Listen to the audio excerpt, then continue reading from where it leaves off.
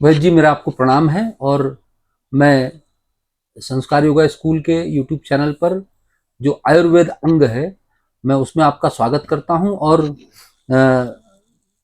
मेरा जो प्रश्न है वो आज कैंसर से संबंधित है, जिसमें मैंने देखा है कि आजकल ये भारत ही नहीं बल्कि समस्त विश्व में इसने अपनी जकड़ काफ़ी गहरी कर ली है। और इसके जो रोगी हैं वो बढ़ते ही जा रहे हैं। यहाँ तक कि ये भिन्न भिन्न प्रकार से, किसी को ब्रेस्ट में, किसी को दिमाग में, किसी को जांग में, किसी को किडनी में, इस तरह से ये कैंसर अपनी जकड़ बना रहा है। यहाँ तक कि अभी मैं आपसे बिल्कुल हाल का जो कहूँ वो ऋषिकेश एम्स में एक व्यक्ति के पांव बाएं जांग से 32 किलो का ट्यूमर निकाला गया है, जिसकी फोटो भी आई थी और वो बड़ा भयंकर रूप था। तो मुझे आप हमारे व्यूवर्स को बताने का कष्ट करें कि आखिरकार ये कैंसर से कैसे बचा जाए और इसका मूल रूप से क्या कारण है। ये आयुर्वेद में इसे क्या किया जाए जो आयुर्वेद के द्वारा इसका उपचार हो सके या इससे बचा जा सके, उपचार की समस्या ही न खड़ी हो, इससे बचा ही जा सके। बहुत अच्छा प्रश्न है आपका और इससे बहुत लोग लाभान्वित भी होंगे। देखिए, पहले हम विचार करते हैं कि ये किन कारणों से ये कैंसर होता है। जी। वर्तमान से पहले हमारे जो पूर्वज थे, तब उस कैंसर का कोई नाम भी नहीं जानता था, ना कोई कैंसर होता था। अब उस समय में और इस समय में जो फर्क आया है, इस अंतराल को आप देखें। पहले ये केमिकल्स खाद नहीं थे, ये डीएपी, यूरिया, पेस्टिसाइड्स, ये कुछ नहीं थे। जब से ये आए तब से हमारा जो भोजन है वो विषाक्त हो गया। इसके अलावा बहुत लंबे समय से आबादी बढ़ने के कारण, फैक्ट्रियों इंडस्ट्रीज के लग जाने के कारण, सीवर और उनसे वेस्ट जो मटेरियल्स हैं, उनका वेस्ट वाटर है, वो फसलों में आने लगा, नदियों के माध्यम से या और नालों के माध्यम से, या सीवर का उसको प्योरिफिकेशन करने के माध्यम से जो वेस्ट है वो खेतों में जाने लगा। क्या बढ़ती आबादी भी इसका कारण है? बिल्कुल, निश्चित। ठीक। मलमूत्र तो उनसे ही आ रहा है जी। और पॉलीथीन और दुनिया भर के प्रोडक्ट फेंकते हैं, सड़ रहे हैं, गल रहे हैं, केमिकल्स हो रहे हैं। इसके अलावा जो ये खाद पड़ रहा है, तो इससे जो है वो जो हमारा अन्न है, अन्न, दाल और सब्जियां सब दूषित हैं, प्रदूषित हैं। इनके खाने से निश्चय ही, पहले सब ऑर्गेनिक था, गाय के गोबर पर निर्भर था, तो कोई नुकसान नहीं था। तो एक तो ये कारण हो गया। दूसरा, पॉल्यूशन आपका न केवल खाने में है, सूंघने में भी। आप देख रहे हैं कितने वाहन इकट्ठे हो गए हैं, उनसे जो गैसेस, पेट्रोकेमिकल्स जा रहे हैं हवा में। कहीं कार्बन मोनोऑक्साइड है, कहीं सल्फर डाइऑक्साइड है, कहीं कुछ है। बहुत से ऐसी प्रदूषित वायु गैसेस निकल रही हैं, वातावरण को दूषित कर रही हैं, उसे हम ले रहे हैं, इनहेल कर रहे हैं। ग्लोबल जो वार्मिंग है उसका भी इफेक्ट है। अब बहुत लंबे समय से आबादी होने से या फसल होने से जो पानी दिया जा रहा है फसलों में, उनके साथ जो फसलों में जो खाद और पेस्टिसाइड डाले जा रहे हैं, ये धीरे धीरे धीरे पानी के साथ मिलकर स्रोत में पहुंच रहे हैं नीचे। अत्यधिक उत्पादन के लिए जो कम जमीन पर ज्यादा से ज्यादा फसलें उगाने का जो प्रयास किया जा रहा है वो भी। तो उससे क्या है कि वो जो केमिकल फसलों में डाला गया वो पानी में घुल के नीचे गया ना, धीरे धीरे धीरे स्रोत में पहुंचेगा जी। तो स्रोत भी दूषित हो गए, भूमिगत स्रोत भी दूषित हो गए। तो वो पानी तो दूषित है, नाक से सांस ले रहे वो दूषित है, मुंह से जो खाना खा रहे वो दूषित है। तो इस प्रदूषण से टॉक्सिन्स बनते हैं बॉडी में, वो इफेक्ट करते हैं बॉडी को। फिर इसके अलावा गलत दिनचर्या, जी, न युक्त आहार है, न युक्त विहार है, न युक्त चेष्टा है, न युक्त सोना जगना, ये इसके कारण हैं। इसके अलावा आप जो इनके जो परिणाम स्वरूप जो आपस में रिएक्शंस होते हैं, जो खाना आपने खाया उससे जो आपके कंपाउंड्स यौगिक वगैरह बने, वो दूषित होने से उनमें इंटर रिएक्शन क्रियाएं होती हैं, तो उससे टॉक्सिन्स बनते हैं। तो वो आपकी मेटाबॉलिज्म और बॉडी के जो एनाटॉमी है उसको इफेक्ट करती है। करने के बाद गांठें बन जाती हैं और ये जो हो जाते हैं वो ट्यूमर, कहीं ब्रेन ट्यूमर है, कहीं कहीं ट्यूमर कहीं भी हो सकता है, और ब्रेस्ट कैंसर है, ब्रेन कैंसर है, माउथ कैंसर है, गले का कैंसर है, जीव का कैंसर है, लिवर का कैंसर है, आपका एलिमेंट्री कैनाल का कैंसर है, कोलोन कैंसर है, पैंक्रिएटाइटिस जो कैंसर ही है, किडनी के कैंसर है, तो अनेकों प्रकार के, ब्लड कैंसर है, अनेकों प्रकार के कैंसर बढ़ गए हैं। उनका मूल कारण एनाटॉमी का डिस्टर्बेंस हो जाना, जो इंटर रिएक्शन से जो केमिकल्स का रिएक्शन है उनके परिणाम स्वरूप टॉक्सिन्स बन जाना, यानी दूषित आहार विहार, दूषित दिनचर्या इसका मुख्य कारण है। अब आते हैं कि इसका उपचार। ये तो मैंने मोटे मोटे आपको कारण बताए जिनसे ये होता है। अगर हम इन पर सावधानी बरतेंगे तो इससे बचाव हो सकता है। ऑर्गेनिक फूड लें, शुद्ध वातावरण में रहें, और पानी को प्योरिफिकेशन के बाद ही इस्तेमाल करें। वो सब्जियां इस्तेमाल करें जिनमें केमिकल्स और पेस्टिसाइड न इस्तेमाल होते हों। अन्न उगाएं, देसी गाय पालें, और जैसी पूर्व की हमारी संस्कृति के अनुसार गायें चरती थी और इनके जो ऑर्गेनिक फूड्स थे उनसे ही अपना जीवन यापन करें। ज्यादा कमाई आपाधापी के चक्कर में इसकी गुणवत्ता को, आहार की, अन्न की, सब्जियों की गुणवत्ता न बिगाड़ें। इसके आहार से भी आप काफी हद तक बचाव कर सकते हैं। अब जो कैंसर पे लोगों को उनके आग्रह पर जो दवाएं देते हैं, मैं उसके बारे में आपको बता देता हूं। देखिए, दुनिया में मरकरी एक बहुत महत्वपूर्ण पदार्थ है, लेकिन अफसोस मुझे यह है कि एलोपैथी की जो फार्मेसीज हैं वो आयुर्वेद के खिलाफ एक षड्यंत्र बना रही है, नेक्सस चला हुआ है, जो उससे न केवल हमारा देश प्रभावित है, उससे जो वेस्टर्न देश हैं जहां एलोपैथी का बोलबाला है वो भी उस नेक्सस में शामिल होकर के हमारे आयुर्वेद को नष्ट करने पर उतारू है। उन्होंने WHO को भी प्रभावित कर रखा है। WHO ने हमारे देश को जो गाइडलाइन दी है उसमें हमारा जो आयुष विभाग है उन्होंने अभी अभी 20 महत्वपूर्ण इंग्रेडिएंट्स जिनसे हमारी आयुर्वेदिक औषधियां बनती हैं, जो बेहद महत्वपूर्ण है, जो सभी प्रकार के असाध्य रोगों को ठीक करने में सक्षम है, उन पर बैन लगा दिया गया है, गजट कर दिया गया है। जिसमें मरकरी यानी पारा को कह के कि ये पॉइजनस है, ये हैवी मेटल है, ये नुकसान करता है, ऐसे कह के उन्होंने कर दिया। तो हमारे आयुष विभाग ने भी इन 20 औषधियों पर बैन लगा दिया है उस साजिश के तहत। इससे पता नहीं, अब मैं कहूंगा तो सब लोग इस पर नाराज होंगे, किन कारणों से उन्होंने इसे किया है। सिर्फ ये बहाना बनाकर के टॉक्सिक हैं, हैवी मेटल हैं।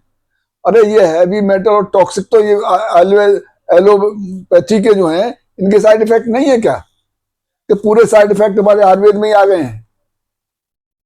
तो उन्होंने हमारे इस आयुर्वेद को खत्म करने के लिए उनका ये प्रयास है।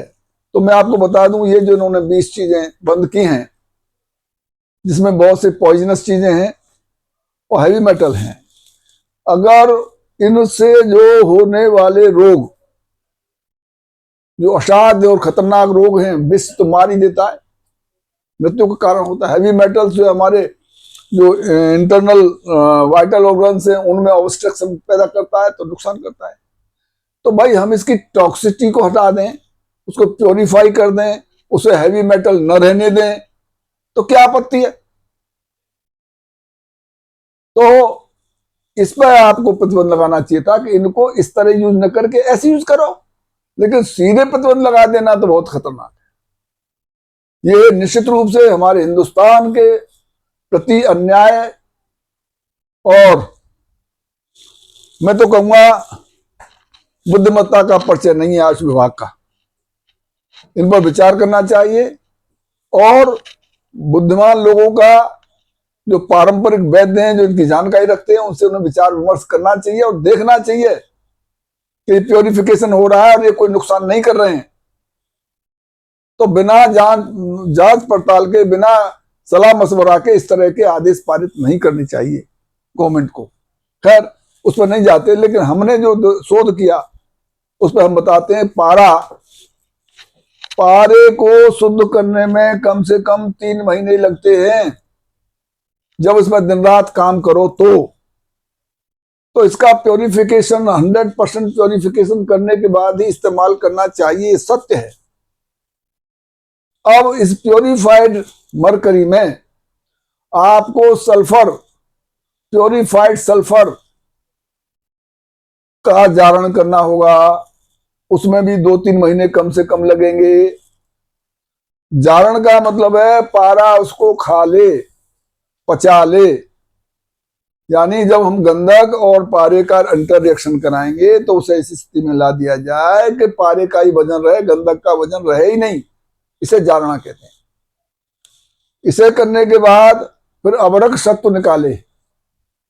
अबरक जो है ये पत्थर होता है, वो कंपाउंड है, उसमें बहुत से मेटल्स होते हैं। उन मेटल्स को जो ट्रेसेस में होते हैं कंसोलिडेट करके उस पत्थर से निकाल लिया जाता है, उसे कहते हैं अबरक सत्व। इसमें aluminium, iron, manganese, magnesium, copper और बहुत से एलिमेंट्स होते हैं। तो उसके बना हुआ कंपाउंड को हम लोग फिर उसका ट्रीटमेंट करते हैं। पहले प्योरीफाई करते हैं उसको, अबरक पत्थर को ही पीस करके उसको प्योरीफाई करते हैं, फिर उसको प्योरीफाई करते हैं जो सत्व बना है। उसको प्योरीफिकेशन करने के बाद फिर उसमें उस पर कॉपर, स्वर्णमाचिक और लेड, इनकी प्योरीफाइड स्टेट से लेड को प्योरीफाई किया जाता है, स्वर्णमाचिक को प्योरीफाई किया जाता है, कॉपर को प्योरीफाई किया जाता है, तब इनका इंटर रिएक्शन कराया जाता है और उसका जारणा भी इस अबरक सत्व पर कराया जाता है। जब इनका वेट खत्म हो जाए, यानी वो वेपोराइज्ड हो जाए उस पर, इसके बाद वो जो अबरक सत्व बना उसको फिर पारे को खिलाया जाता है, पारे को जारित किया जाता है। जब पारा ऐसे जारणा कर लेता है तो पारा हो जाता है अग्निस्थायी, कायम, यानी वो फिर आग पर भी नहीं उड़ता, वो टेम्परेचर पर भी नहीं उड़ता। जो पारा मुंह के टेम्परेचर से थर्मामीटर ऊपर भाग जाता था वो कहीं नहीं जाएगा, आग पर भी जो कतु रहेगा, उसे कहते हैं कायम। और किसी भी रिएक्शन को करने के लिए हमें रूम टेम्परेचर के अलावा इस पारे को अगर रिएक्शन कराना है तो हमें हाई टेम्परेचर पर ही रिएक्शन कराएंगे, इसलिए इसे अग्निस्थायी बनाना जरूरी है। इसे अग्निस्थायी बनाने के बाद इसमें गोल्ड का बीज, स्वर्ण बीज बनाया जाता है। स्वर्ण बीज को बनाने के बाद फिर इसको पारे में, जो अबरक खाया हुआ पारा है, उसमें जारित किया जाता है और उस जारणा के बाद ही फिर उस पारे की भस्म बनाई जाती है। वो पारे की भस्म कैंसर छोड़ो, किसी भी रोग को नहीं छोड़ती शरीर के अंदर, और शरीर की धातुओं को उच्चीकृत कर देती है और कैंसर को समाप्त कर देती है। और लेकिन ये बहुत ही कठिन प्रोसेस है, इसमें हाई टेम्परेचर की आवश्यकता है। हर कोई वैद्य इसको बना नहीं सकता, अगर कोई बनाना चाहे तो इसे बना ले। ये दवा अनेक रोगों को ध्वस्त करने में सक्षम है। इस बात के प्रमाण सैकड़ों रस रसायन की पुस्तकों में मौजूद हैं और सैकड़ों मरीजों पर सफल प्रयोग है। तो अब बात यह है कि इसको हम मान लिया, वो कहते हैं क्लिनिकल टेस्ट कराओ। अरे भाई क्लिनिकल टेस्ट हम कैसे, हम पे कौन से हॉस्पिटल है? आयुर्वेद को ऐसा समझ रखा है कि साहब इन पे वही काम कर पाएंगे जो बीएमएस है। अब बीएमएस खुद कुछ नहीं जानते, उनको पढ़ाने वाले नहीं जानते आयुर्वेद को, पढ़ने वाले तो क्या जाने, और जो जानते हैं, जो पारंपरिक वैद्य हैं, उन पर सुप्रीम कोर्ट ने लगा रखा है बैन कि वो कर नहीं सकते। तो इधर ये उनकी डिफेक्टिव बुक्स चला रखी हैं, डिफेक्टिव बुक्स लगी हुई हैं उसमें बीएमएस में, और वो पढ़े लिखे जानते नहीं है आयुर्वेद को, उन पारंपरिक वैद्यों पर अंकुश, प्रतिबंध और छापे लग रहे हैं उन पर, ताकि ये कर न पाए, जो जानते हैं वो कर न पाए आयुर्वेद को, जो नहीं जानते हैं वो गलत जानते हैं, वो गलत उन पर थोपे जाए। इस तरह से आयुर्वेद को समूल नष्ट करने का प्रयास है। और खैर ये दूसरा टॉपिक आ गया बीच में, लेकिन मेरा ये कहना है कि अगर कोई चाहता है करना तो इस तरह से इस पारे की भस्म बनाकर कैंसर को ध्वस्त किया जा सकता है। इसके अलावा इसमें गोमूत्र, जिसमें करीब 74 जड़ी बूटियां हैं, जिन्हें इसमें उबाल करके उसका अर्क निकाला जाता है, वो इसमें लगी जाती है। इसके अलावा जो इन्फेक्शंस को खत्म करने के लिए, जो इन्फेक्टेड उसमें वायरस बैक्टीरिया हैं उसके उसमें ट्यूमर में या गांठ में या उसमें, उनको मारने के लिए हमें सोमल यानी संखिया, आर्सेनिक, हड़ताल, मेंसिल, इनके घटक भी शुद्धिकरण के पश्चात, जैसे समीर पन्नग रस है, इस तरह की चीजें बनाई जाती हैं और उनका इसमें सहयोग दिया जाता है, तब जाकर के कैंसर पर बहुत मुश्किल से ही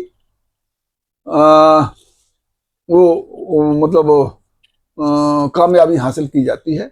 इतना आसान कैंसर का उपयोग नहीं है। तो इस तरह से कैंसर को नष्ट किया जा सकता है, रोका जा सकता है। कुल मिला के आयुर्वेद इसमें सक्षम है कि कैंसर के रोग को ठीक कर सकता है, निश्चित।